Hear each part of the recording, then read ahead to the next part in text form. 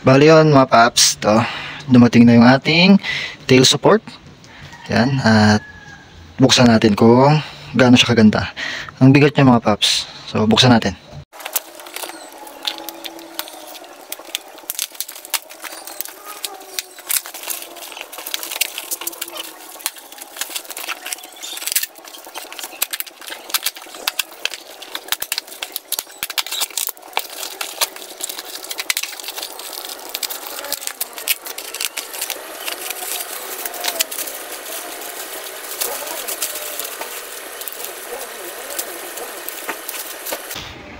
Bali, ito yung order natin mga paps na tail support. Ito yung ating in-order na tail support. Yun. Solid naman siya mga paps. Mabigat. Yun nga lang, hindi siya tumugma dun sa kulay ng motor. Pero ayos lang yan. Mahalaga naman is sa atin yung pinaka-tail support. So may kasama na siyang yan, 3 bolt. Ayan. May kasama na siya. Tapos, may pa-sticker dito si boss eh. So, yun. Dito ko nag-order. Yan. Tanggalin natin. Yan. Yan. Dito ako nag-order kay Sir Paps Job Motovlog. Yan. Shoutout kay Sir Paps Job Motovlog. So, thanks sa sticker. At yan. Ikabit na natin ngayon kay Green, mga Paps. Bali yan mga Paps. Ito na yung ating motor. Yan. Ito na. Ikabit na natin tong tail support natin. Kung mapapansin ninyo, hindi siya kakulay ng motor natin. Okay lang mga paps kasi ang purpose naman natin yun is maging maayos yung OBR tsaka hindi ma-damage yung pinaka fairings natin sa likod ng ating motor. Bali, pakita ko sa inyo. So yun, ito mga paps is ang ginawa ko dito, nag-cut ako dito. Kung mapapansin nyo tong fairings na to na itong fairings na to, pumutol ako nang kakasya yung sukat nitong flat bar. Itong flat bar na to, pati ito. Yan. Bali ito, itong mga bolts na tong tatlo is kasama to sa ating biniling tail support. Yan. Bali binili ko to mga paps kay Paps Job Motovlog. Yan. Kay Paps Job Motovlog natin to binili. Yan. Napakaganda. Yan. Bakal na bakal siya mga paps. Tapos pasilip ko sa inyo. Yan, hindi naman na siya hindi siya dikit para sa akin. Hindi naman napepersa yung pinaka fairings natin na to. Yan, hindi naman siya sigurado mapepersa kasi kinat natin to para maipasok tong pinaka flat bar na to. Kaya ano kung mapapansin niyo, napakakapal. Ang kapal nung pinaka bakal niya. 'Di ba? Ganyan siya pag naikabit ninyo. Bali ang gagawin niyo lang mga paps is yun.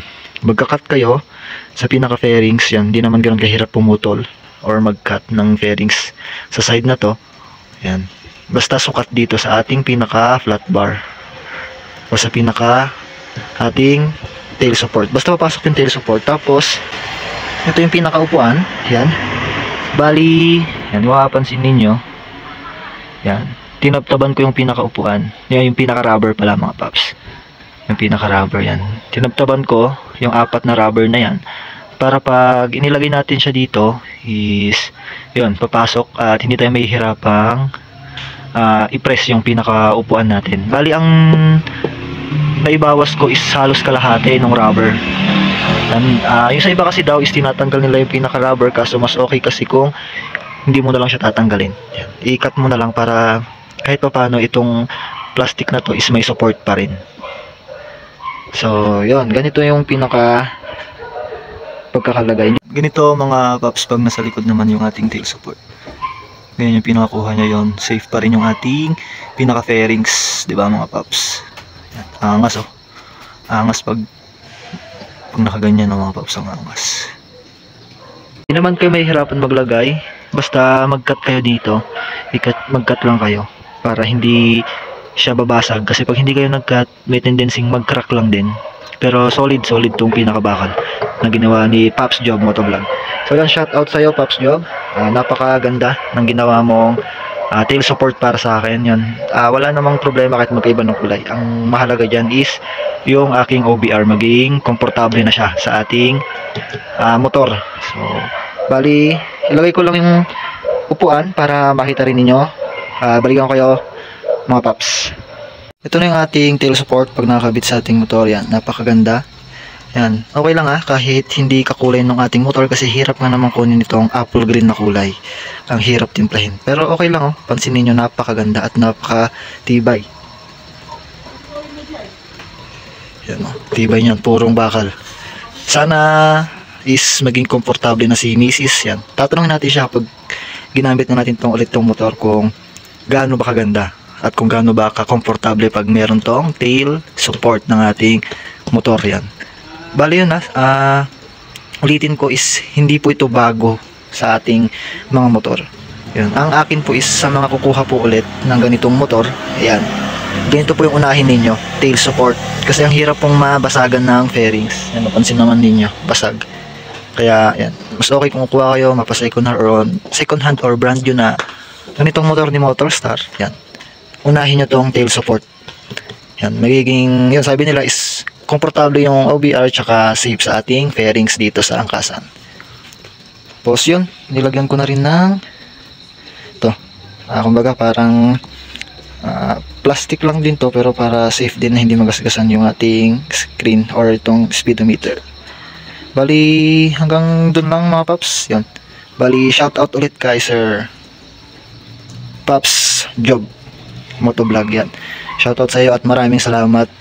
So yun, PM nyo lang siya kapag gusto nyo mag-avail ng ganitong